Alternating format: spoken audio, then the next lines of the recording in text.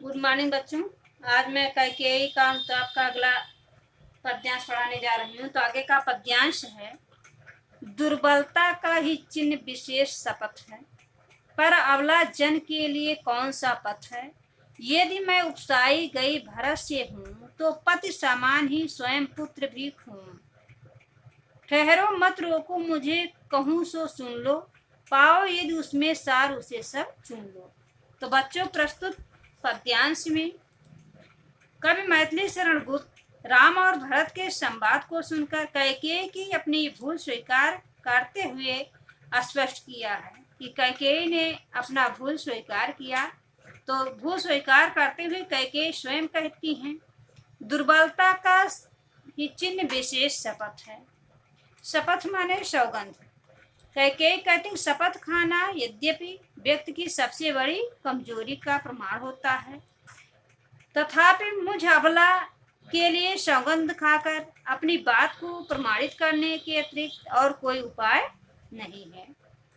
यदि मैं उकसाई गई भरत से हूँ, तो कैकेयी कहती हैं कि यदि मैं उकसाई गई भरत से हूँ, तो पति समान भी पुत्र मैं हूँ।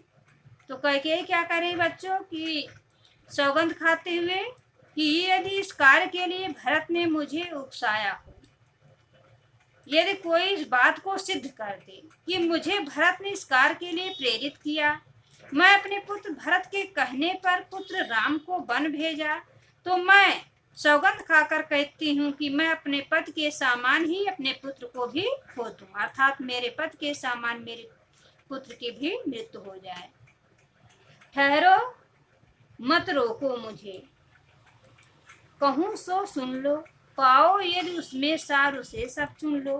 कैकेयी पुनः कहती हैं कि उस उपस्थित जन समुदाय को संबोधित करते हुए कि मुझे मन की बात कहने दो, मेरी बात सुन लीजिए। यदि मेरी बात में कोई सार हो तो उसे आप सब ग्रहण कर लें, अन्यथा नहीं।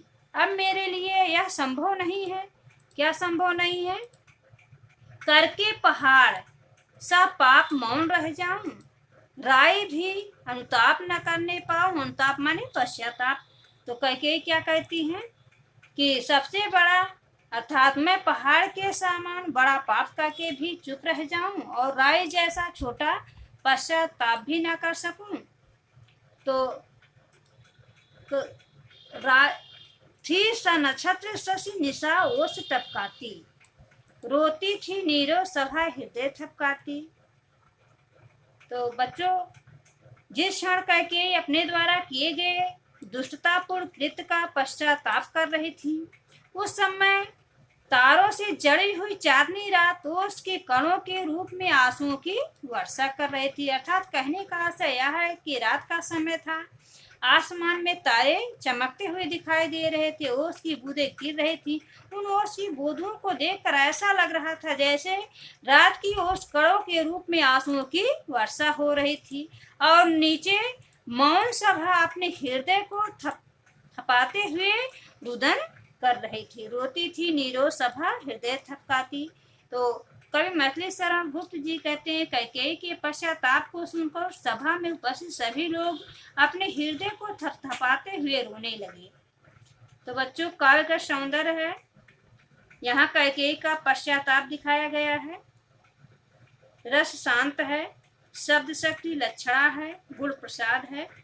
तो उपर्युक्त पद्यांश में जो प्रश्न बनेगा उस पर ध्यान दीजिए। दुर्बलता का ही चिन्ह विशेष शपथ है, इस पंक्ति में निहित भाव स्पष्ट कीजिए।